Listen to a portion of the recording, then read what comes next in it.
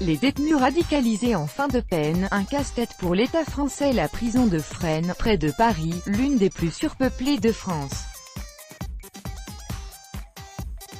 Patrick Kovaric, AFP. Que sont devenus les ressortissants français, enrôlés dans l'organisation de l'État islamique? Selon les services du renseignement français, beaucoup ont péri dans les bombardements de la coalition en Irak et en Syrie, et finalement le mouvement de retour des djihadistes a été moins important que prévu.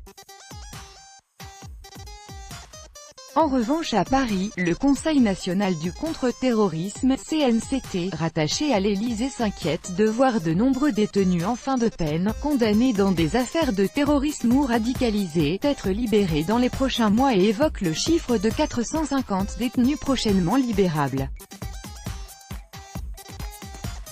Pour le renseignement français, la lutte contre le terrorisme passe par les couloirs de la prison.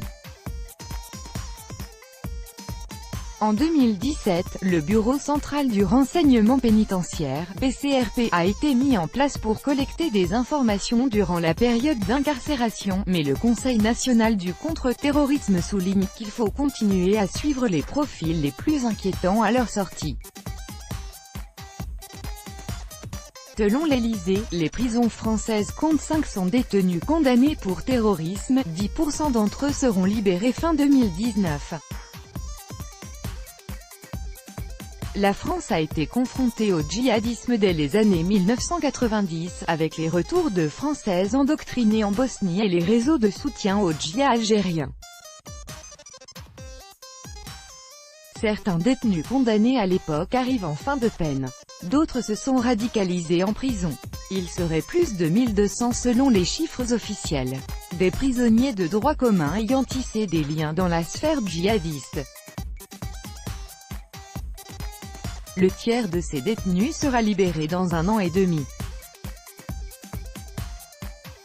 À l'Élysée, on réfléchit à la mise en place d'un groupe interservice de suivi des sortants de prison.